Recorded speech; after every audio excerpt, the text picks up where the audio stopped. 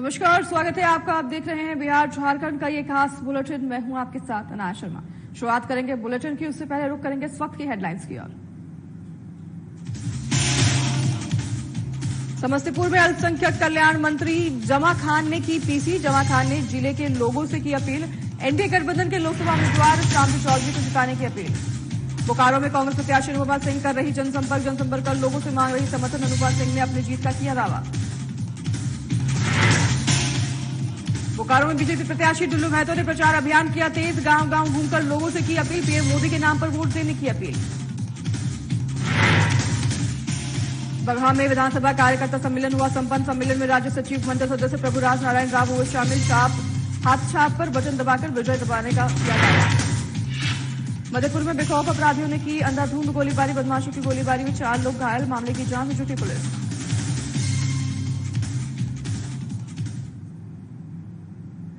चलिए इसी के साथ आगाज करेंगे बुलेटिन का। आज की बड़ी खबर के साथ इस वक्त की बड़ी खबर सामने आ रही है। आपको बता दें, मंत्री आलमगीर आलम के आप्त सचिव संजीव लाल की पत्नी को ईडी ने तलब किया है। पूछताछ के लिए ईडी ने दफ्तर आज उन्हें बुलाया है। ईडी की टीम उनसे बरामद पैसों के बारे में पूछताछ करेगी। तो वहीं ईडी ने आपको बता दें 35 करोड़ रुपए से ज्यादा की नकदी बरामद की थी। और छापेमारी के बाद संजीव लाल और उनके नौकर जहांगीर को ईडी ने गिरफ्तार कर लिया था। ये बड़ी खबर आपको बता रहे हैं, जिसके बाद अब मंत्री आलमगीर आलम के आप सचिव जो है उनकी पत्नी से अब ईडी पूछताछ करेगी। सचिव संजीव लाल के सहायक के घर पर ईडी को 35 करोड़ रुपए की नकदी बरामद हुए थे, जिसके बाद ईडी ने दोनों को गिरफ्तार कर लिया था। अब ईडी आप सचिव संजीव लाल की पत्नी को भी पूछताछ के दायरे में ले रही है। आपको बता दें कि पूछताछ के लिए ईडी ने आज उन्हें दफ्तर बुलाया है और ईडी की टीम उनसे बरामद हुए पैसों के बारे में पूछताछ कर सकती है।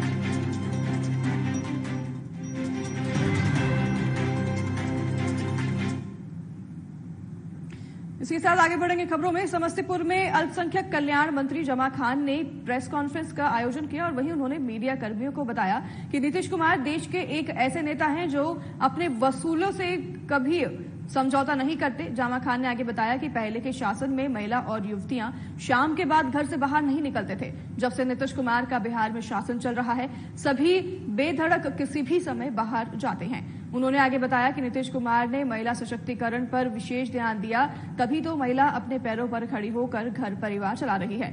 बिहार के मुख्यमंत्री नीतीश कुमार ने अल्पसंख्यक मुस्लिम समुदाय के लिए जहां जहां कब्रिस्तान था उसे घेराबंदी कराया। इतना ही नहीं, चल रहे मदरसे पर भी विशेष ध्यान दिया और मदरसे में पढ़ा रहे मौलाना को भी सरकारी तनख्वाह देने शुरू कर दिए। तो वहीं जामा खान ने जिले के लोगों को अपील किया है कि एनडीए गठबंधन के लोकसभा उम्मीदवार शांति चौधरी के चुनाव चिन्ह हेलीकॉप्टर पर जो छाप क्रम संख्या है उसको दबाएं और उसका नीला बटन दबाकर जिताकर सांसद बनाने का काम करें, ताकि समस्तीपुर लोकसभा का विकास हो सके।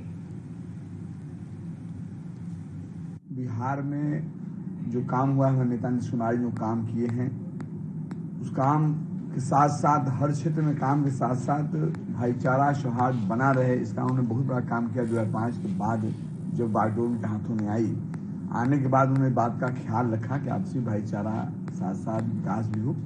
और मैं तमाम आवाम से कहना चाहता हूँ, नीतीश कुमार जी ने जो काम किया है, जो बिहार के अंदर एक बीमार बिहार था उसको स्वस्थ किया, मजबूत किया, हम सबको मजबूत किया, बिहार वासियों को मजबूत किया और सम्मान दिलाया। तो इसमें मेरा आज आपके द्वारा मैं पूरे प्रदेश में जहां चुनाव बाकी है, जहां मैं मौजूद हूं, जहां चुनाव बाकी है, तमाम आवाम से कहना चाहता हूं कि सब लोग बढ़ चढ़कर जो उन्होंने किया है उसका इस बार जरूर मुझे उम्मीद है कि बढ़ चढ़कर ये लोग हिस्सा लेंगे और जहां जहां गठबंधन इंडिया में हमारी जो चुनाव लड़ रहा है उनको उनके चिन्हों पर भारी मतों से बटन दबाकर विजय दिलाएंगे।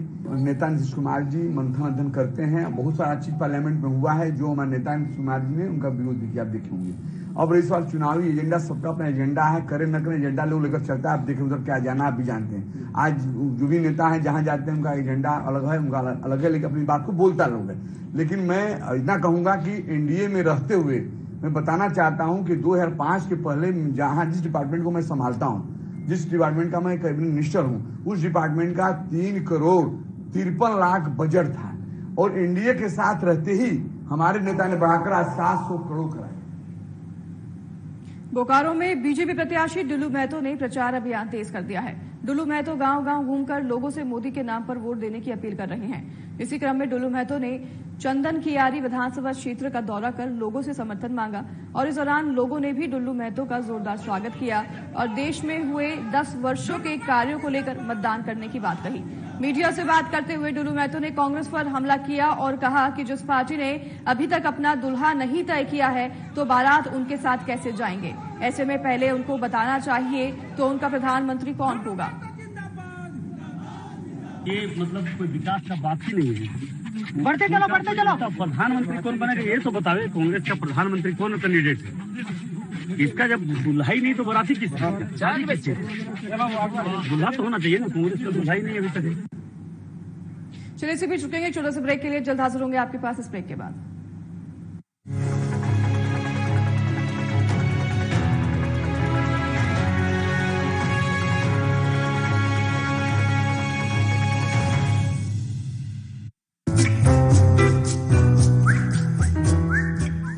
सब तैयार है? तैयार हम। लेकिन रमेश और सुनीता कहाँ गए? सुनीता तो खाना बना रही है और रमेश पौधों में पानी दे रहा है। क्यों? क्या उन्हें नहीं मालूम कि आज सबको एक साथ यहाँ इकट्ठा होने के लिए कहा गया था? पर दादाजी मुझे मालूम है कि रमेश और सुनीता यहाँ काम करते हैं, लेकिन उनके बिना ये परिवार अधूरा है। अब जाके हुआ ये परिवार पूरा। चलिए अब इधर देखिए। ठहरिए, आज मतदान दिवस है। फैमिली फोटो यहाँ नहीं बूथ पर होगा।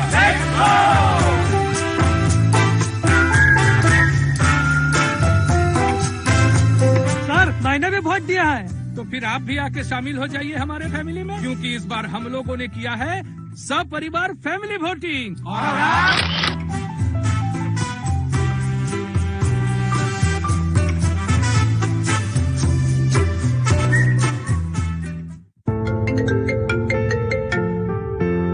हाँ डैड, हाँ बस निकल रही हूँ। ओके निकल रही हूँ, अदरवाइज मेरी फ्लाइट मिस हो जाएगी। Okay bye bye. भैया थोड़ा जल्दी करिए ना, मेरा बस खुलने वाला है।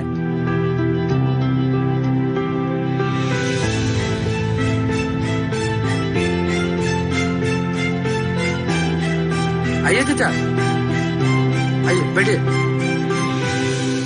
लगता है बहुत जरूरी काम है। हाँ बेटा, काम तो वाकई जरूरी है, बस समय से पहुंच जाए। चिंता मत करिए चाचा, इस बार अपने झारखंड में दिन भर मतदान, सुबह 7 से 5 बजे शाम।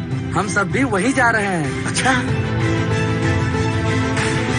चाहे कहीं भी करते हो काम, शहर या 7 समंदर पार, आ जाओ करने वोट, यही है लोकतंत्र की पुकार। ब्रो, ये देखा 10 साल में गरीब और अमीर के बीच आया फर्क। इससे मुझे क्या? अरे मेरी रोटी है यार। उससे मुझे क्या? भैया जी जब अपनी रोटी छिनती है ना तब पता चलता है। ब्रो, उसी को वोट दो जो किसी की थाली से रोटी ना छीने। अरे कहाँ जा रहा है जोगी? ताऊ एक नहीं 3 काम के लिए जा रहा था। आपने टोक दिया, बताओ। और क्या? कानूनी MSP लेनी है ताऊ, खाद बीज से GST हटवानी है और लोन भी माफ कराना है, समझे? ये कराएगा लोन माफ। तेरे वोट से 72,000 करोड़ का कर्जा कांग्रेस ने माफ किया था कि नहीं? ताऊ अपने फोन का बटन दबाना छोड़ और हाथ का बटन दबा।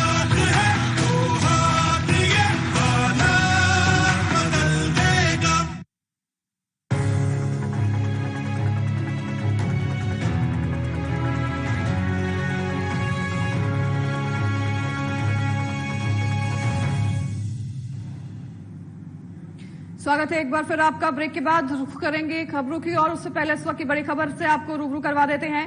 आजसू पार्टी के केंद्रीय मुख्यालय में एनडीए की महत्वपूर्ण बैठक का आयोजन किया गया। रांची लोकसभा क्षेत्र के प्रत्याशी संजय सेठ और आजसू सुप्रीमो सुदेश महतो की अध्यक्षता में ये बैठक रही। आपको बता दें कि रांची की जनता का दिल जीतने को लेकर बैठक में रणनीति बनाई गई है। वहीं रांची लोकसभा सीट पर जीत सुनिश्चित करने को लेकर रणनीति बनाई जा रही है। बड़ी खबर आपको रांची से बता रहे हैं। आजसू पार्टी के केंद्रीय मुख्यालय पर एनडीए की महत्वपूर्ण बैठक का आयोजन किया गया है। रांची लोकसभा क्षेत्र के प्रत्याशी संजय सेठ और आजसू सुप्रीमो सुदेश महतो की अध्यक्षता में बैठक चल रही है। रांची की जनता का दिल जीतने को लेकर बैठक में रणनीति पर चर्चा हो रही है, तो वहीं रांची लोकसभा सीट पर जीत सुनिश्चित को लेकर बैठक में रणनीति बनाई जा रही है। रांची से बड़ी खबर इस वक्त की आपको बता रहे हैं। आजसू पार्टी के केंद्रीय मुख्यालय पर एनडीए की महत्वपूर्ण बैठक का आयोजन किया गया है और इस बैठक में कई महत्वपूर्ण बिंदुओं पर चर्चा की गई है। खास तौर पर रांची में जनता का दिल जीतने को लेकर, चुनाव को लेकर रणनीति बनाई जा रही है, इस पर सभी चर्चा कर रहे हैं और ये महत्वपूर्ण बैठक है। इस बैठक में आजसू पार्टी और एनडीए के तमाम नेतागण भी मौजूद हैं। रांची में आजसू पार्टी के केंद्रीय मुख्यालय पर एनडीए की महत्वपूर्ण बैठक का आयोजन किया गया है। इस बैठक में चुनाव को लेकर तमाम रणनीति बनाई जा रही है। वहीं रांची लोकसभा क्षेत्र के प्रत्याशी संजय सेठ और आजसू सुप्रीमो सुदेश महतो की अध्यक्षता में बैठक चल रही है। रांची लोकसभा सीट पर जीत सुनिश्चित करने को लेकर रणनीति बनाई जा रही है। रांची की जनता का दिल कैसे जीता जाए, इस पर भी तमाम रणनीति इस बैठक में बनाई जा रही है। आजसू पार्टी के केंद्रीय मुख्यालय में एनडीए की महत्वपूर्ण बैठक का आयोजन किया गया। इस बैठक में तमाम रणनीति को लेकर चर्चा की गई है। चुनाव को लेकर रणनीति बनाई जा रही है। रांची की लोकसभा सीट पर जीत सुनिश्चित करने के लिए रणनीति इस बैठक में बनाई जा रही है। इसी खबर पर ज्यादा जानकारी के लिए आशीष प्रसाद संवाददाता रांची से हमारे साथ फोन लाइन पर जुड़ गए हैं। आशीष, आजसू पार्टी के केंद्रीय मुख्यालय पर एनडीए की महत्वपूर्ण बैठक जो है आयोजन की गई है, इसमें कौन कौन शामिल हुआ है और क्या कुछ अपडेट इस बैठक से सामने आ रही है? जब से रांची लोकसभा क्षेत्र के अंतर्गत जब से प्रत्याशी की घोषित की गई है, तो उसकी पहली एनडीए की बैठक आजसू केंद्रीय कार्यालय सरमू में बैठक आयोजित की गई, जिसमें सिर्फ प्रत्याशी संजय सेठ, आजसू सुप्रीमो सुदेश महतो सहित तमाम कार्यकर्ता, बीजेपी हो या बात करें या फिर तो आजसू की बात करें, तो सभी कार्यकर्ताओं के बीच एक एकता के साथ बैठक करके एक रणनीति तैयार की जा रही है कि आज रांची लोकसभा क्षेत्र के अंतर्गत किस प्रकार से जीत की सुनिश्चित किया जाए, क्या क्या महत्वपूर्ण बिंदु हैं, उस बिंदुओं को लेकर चर्चा की जाए कि जनता के बीच पहुंच कर जनता की जो भी यानी कि समस्याएं हैं उनका समाधान करने के आश्वासन के तहत रांची लोकसभा क्षेत्र में जो भी बेहतर कार्य हो सके उन सभी कार्यकर्ताओं के साथ एक बूथ स्तर के लोगों के साथ एकता के साथ मीटिंग की जा रही है और सभी को आश्वासन के तहत बेहतर परिणाम देने की बात सामने आ रही है। जो रांची लोकसभा क्षेत्र की बात किया जाए तो लगातार पिछले बार की भी बात किया जाए कि जब रांची लोकसभा क्षेत्र में सांसद संजय सेठ के द्वारा प्रतिनिधित्व किया जा रहा था, उसमें से कई ऐसे बिंदु पर चर्चाएं की जा रही थी कि विकास के मुद्दे, जनता चाहती है कि विकास के मुद्दे की लगातार धारा प्रवाह के तहत चलते रहे, तो लगातार संजय सेठ के द्वारा इस क्षेत्र में कार्य भी होते रहे हैं, तो उसी को क्रमशः बढ़ाते हुए इस बार की रणनीति तैयार की जा रही है कि अभी आज अगला चुनाव में जो इस बार चुनाव होने वाले हैं, तो जनता के बीच में और भी कैसे एकजुटता के साथ शामिल हो सके, क्या कुछ बेहतर परिणाम आ सके, इसको लेकर चर्चा की जा रही थी। अनाया आशीष, बैठक में चुनाव को लेकर रणनीति बनाई जा रही है, तो चुनाव को लेकर ऐसे कौन से अहम बिंदु हैं जिन पर बैठक में चर्चा की गई है, इस पर कोई अपडेट सामने आई है? जी बिल्कुल, लेकिन किसी भी क्षेत्र, किसी भी राज्य की बात किया जाए, खासतौर पर अगर आज के फिलहाल बात किया जाए रांची लोकसभा क्षेत्र में कि तो सड़क, बिजली, पानी, भोजन की आवश्यकता होती है, जिसको लेकर लगातार रांची सांसद संजय सेठ ने सभी बिंदुओं पर लगातार इन्होंने कदम बढ़ाया है। रांची ऐसे क्षेत्र है जहाँ पर लोग राजधानी के सड़कों बेहतर होने के बावजूद भी गांव के सुदूर इलाकों में भी सड़क से बात किया जाए तो सड़कों की स्थिति बहुत ही जर्जर स्थिति में थी, क्योंकि लोग एक बार आने के बाद दोबारा उस क्षेत्र में गुजरना पसंद न करते थे। वैसे क्षेत्रों में राज्य सांसद ने कई ऐसे कदम उठा के उस क्षेत्र को बेहतर बनाया। बिजली की बात किया जाए तो काफी वर्षों से बिजली की समस्या थी, पानी की समस्या थी, वहाँ के लोगों के लिए मुहैया करवाया गया, जिसके बाद से इस बार की बात सामने आ रही है कि इस वही सभी मुद्दों के लेकर, जनहित के मुद्दों के लेकर फिर से चर्चा की जाएगी और जनता के बीच एकजुटता के साथ शामिल होंगी। जी, इस रांची लोकसभा सीट पर जीत सुनिश्चित करना चाहेगी आजसू पार्टी और एनडीए की महत्वपूर्ण बैठक है, तो जीत सुनिश्चित करने के लिए किन तमाम मुद्दों को लेकर रणनीति बनाई जा रही है? जी बिल्कुल, जिस प्रकार से विपक्ष की बात किया जाए तो सुबोध कांत की बेटी यशस्विनी सहाय के साथ इनका टक्कर होना है, जो कि कई ऐसे बात सामने लगातार आते रहे कि लोकसभा क्षेत्र, रांची लोकसभा क्षेत्र में अभी भी विकास के कई मुद्दे हैं जो कि सामने नहीं आए।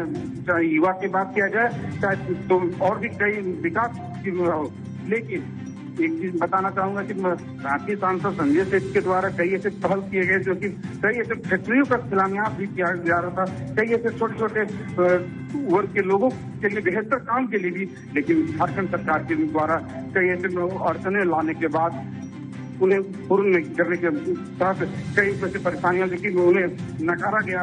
इस बार पूरा प्रयास करेंगे कि बेहतर काम हो और इस पर अच्छा रिजल्ट आए। हालांकि इसमें एक टक्कर वाली बात होगी कि यशस्विनी सहाय उनके पिता सुबोध कांत सहाय जो है उन्होंने काफी मशक्कत कर रहे हैं, तो इस बार दिलचस्प वाली बात होगी कि कठोरता के साथ काम करना होगा। लोग यानी टक्कर हो सकता है इसमें कि कहीं न कहीं संजय सेठ को भी कुछ परेशानी हो सकती है रिजल्ट में। जी ठीक है आशीष, देखिए लगातार झारखंड में राजनीति में सियासी हलचल देखी जा रही है। इसको लेकर, विरोधियों को लेकर क्या कुछ रणनीति बनाई गई है उस बैठक में? इस पर कोई अपडेट सामने आई है?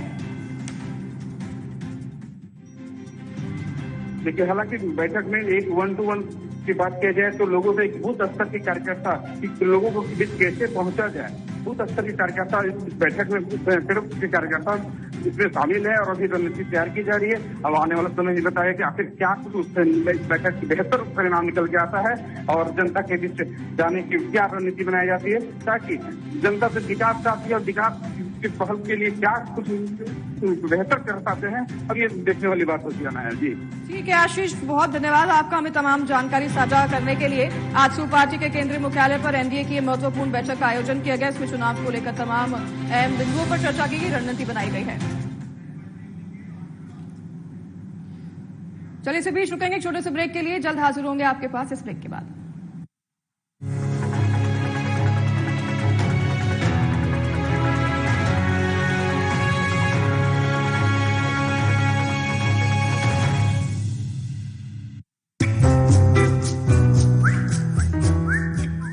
सब तैयार है? तैयार हम। लेकिन रमेश और सुनीता कहाँ गए? सुनीता तो खाना बना रही है और रमेश पौधों में पानी दे रहा है। क्यों? क्या उन्हें नहीं मालूम कि आज सबको एक साथ यहाँ इकट्ठा होने के लिए कहा गया था? पर दादाजी, मुझे मालूम है कि रमेश और सुनीता यहाँ काम करते हैं, लेकिन उनके बिना ये परिवार अधूरा है। अब जाके हुआ ये परिवार पूरा। चलिए अब इधर देखिए। ठहरिए, आज मतदान दिवस है। फैमिली फोटो यहाँ नहीं, बूथ पर होगा।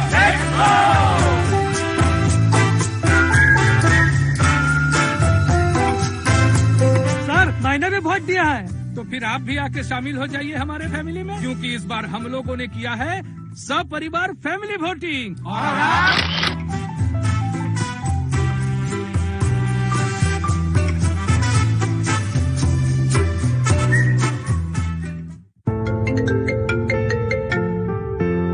हाँ डैड, हाँ बस निकल रही हूँ। ओके निकल रही हूँ, अदरवाइज मेरी फ्लाइट मिस हो जाएगी। Okay bye bye. भैया थोड़ा जल्दी करिए ना, मेरे बस खुलने वाला है।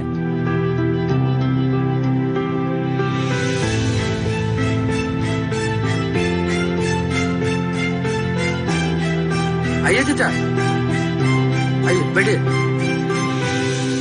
लगता है बहुत जरूरी काम है। हाँ बेटा, काम तो वाकई जरूरी है, बस समय से पहुंच जाए। चिंता मत करिए चाचा, इस बार अपने झारखंड में दिन भर मतदान, सुबह 7 से 5 बजे शाम। हम सब भी वहीं जा रहे हैं। अच्छा, चाहे कहीं भी करते हो काम, शहर या 7 समंदर पार, आ जाओ करने वोट, यही है लोकतंत्र की पुकार।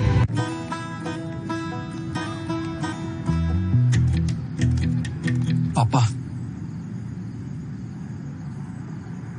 किसी की शादी थी क्या? इंटरव्यू का कॉल आया होगा, है ना? पक्की नौकरी?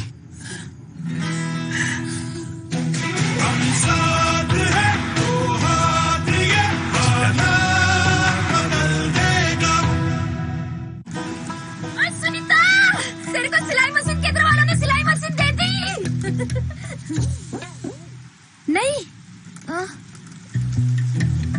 कुछ बेचा? फिर सुनीता बताना।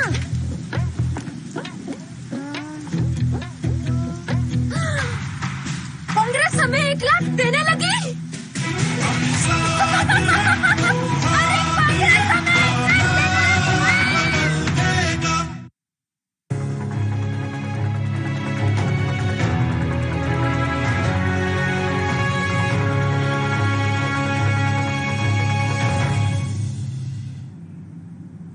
स्वागत है आपका एक बार फिर। ब्रेक के बाद रुख करेंगे खबरों की ओर। धनबाद लोकसभा से कांग्रेस प्रत्याशी अनुपमा सिंह ने प्रचार अभियान तेज कर दिया है। अनुपमा सिंह ने चंदन कियारी और बोकारो विधानसभा में जनसंपर्क अभियान कर लोगों से समर्थन मांगा। इस दौरान लोगों की उपस्थिति से प्रत्याशी अनुपमा सिंह काफी उत्साहित नजर आई।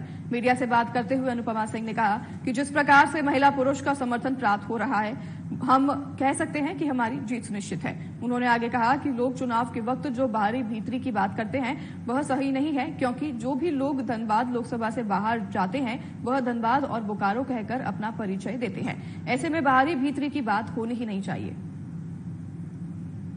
बाहरी लोग हैं, जो लोग यहीं की रोजी रोटी शुरू से खाते हैं, बचपन से यही अपना उनका बचपन बीता है, उन लोगों को भी तो हम लोग छोड़ नहीं सकते हैं ना। तो ये बाहरी भीतरी का खेल ना खेले। मुझे ये बिल्कुल बहुत ही सौतेला व्यवहार लगता है कि जो लोग अब धनबाद की जनता, धनबाद को रिप्रेजेंट करते हैं, बाहर जब जाते हैं तो उनसे पूछा जाता है आप कहाँ से हैं, तो वो लोग ये बताते हैं मैं धनबाद से हूँ, मैं बोकारो से हूँ। ये नहीं बताते मैं बाहरी हूँ, मैं भीतरी हूँ। तो मुझे लगता है कि इस तरह का व्यवहार हमें चुनाव में नहीं करना। सासाराम में भोजपुरी के पावर स्टार कहे जाने वाले पवन सिंह के चुनाव लड़ने के ऐलान के बाद बिहार का काराकाट संसदीय क्षेत्र हॉट सीट बन गया है। पवन सिंह लगातार संसदीय क्षेत्र में घूम घूम कर जनसंपर्क कर रहे हैं और इसी क्रम में उन्होंने बुधवार की देर शाम जिला मुख्यालय सासाराम स्थित महायोगी पायलट धाम परिसर में स्थापित सोमनाथ ज्योतिर्लिंग का भी दर्शन किया। पवन सिंह ने कहा कि आज सोमनाथ ज्योतिर्लिंग के दर्शन करने का सौभाग्य प्राप्त हुआ है और भगवान के आशीर्वाद से अब क्षेत्र के जनता के लिए कार्य करना है। उन्होंने आगे कहा कि काराकाट क्षेत्र की जनता का भरपूर सहयोग मिल रहा है तथा बड़ों के आशीर्वाद से उनकी जीत पक्की हुई।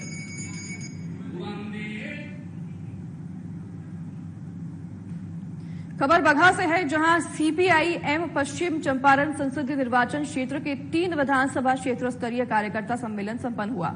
बता दें कि इंडिया महागठबंधन समर्थित पश्चिम चंपारण लोकसभा क्षेत्र से कांग्रेस प्रत्याशी मदन मोहन तिवारी के समर्थन में भारत की कम्युनिस्ट पार्टी, मार्क्सवादी की बेतिया, चनपटिया और नौतन विधानसभा क्षेत्रों का अपने कार्यकर्ता सम्मेलन मीना बाजार स्थित बेतिया पार्टी कार्यालय में हुआ। सम्मेलन का उद्घाटन पार्टी के बिहार राज्य सचिव मंडल सदस्य प्रभुराज नारायण राव ने करते हुए कहा कि नरेंद्र मोदी की संविधान विरोधी तानाशाही सरकार को उखाड़ फेंकने के लिए मदन मोहन तिवारी को हाथ छाप पर बटन दबाकर भारी मतों से विजयी बनाने का आह्वान किया। कार्यकर्ता सम्मेलन की अध्यक्षता प्रभुनाथ गुप्ता ने की और साथ ही उन्होंने यह भी कहा कि पश्चिम चंपारण के बीजेपी सांसद डॉक्टर संजय जायसवाल ने इस संसदीय क्षेत्र का विकास तो नहीं किया, पर अपना विकास उन्होंने जरूर किया है। सम्मेलन को पार्टी की जिला कमेटी के सचिव चांसी प्रसाद यादव, जिला सचिव मंडल सदस्य मोहम्मद हनीफ, शंकर कुमार राव, प्रकाश वर्मा समेत कई गणमान्यों ने संबोधित किया। पश्चिम चंपारण संसदीय निर्वाचन क्षेत्र के मार्क्सवादी कम्युनिस्ट पार्टी के जो कार्यकर्ता हैं, उन कार्यकर्ताओं का हम लोग यहाँ कार्यकर्ता सम्मेलन अपना पार्टी कार्यालय में मीना बाजार स्थित किए। मुख्य रूप से हमारी समझ है कि पश्चिम चंपारण संसदीय निर्वाचन क्षेत्र से मधेपुरा सदर अनुमंडल के ग्वारपाड़ा बाजार में अपराधियों ने अंधाधुंध गोलीबारी की है। बता दें कि घटना रात करीब 9 बजे की है। बदमाशों की गोलीबारी में 4 लोगों को गोली लगी, जिसमें एक की अस्पताल में ले जाने के दौरान ही रास्ते में मौत हो गई। फिलहाल अन्य 3 घायलों का इलाज मधेपुरा के जन नायक कर्पूरी ठाकुर मेडिकल कॉलेज और सदर अस्पताल में चल रहा है।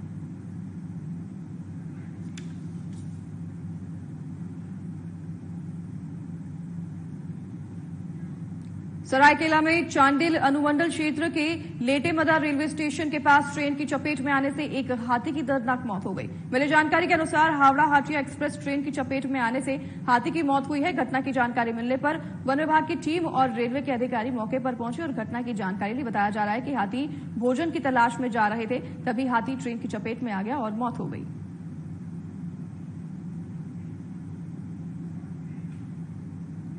बिहार के दरभंगा जिला में गुरुवार की सुबह अचानक मौसम ने करवट ली और देखते ही देखते दिन में ही रात से नजारा देखने लगा।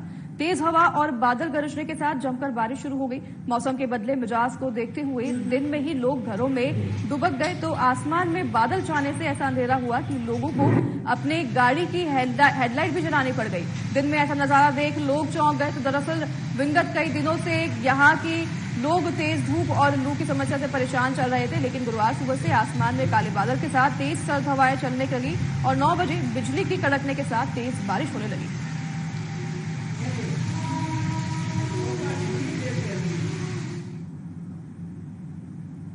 बिहार झारखंड का खास बुलेटिन देख रहे थे आप और फिलहाल इस बुलेटिन में हमारे साथ बस इतना ही। नमस्कार।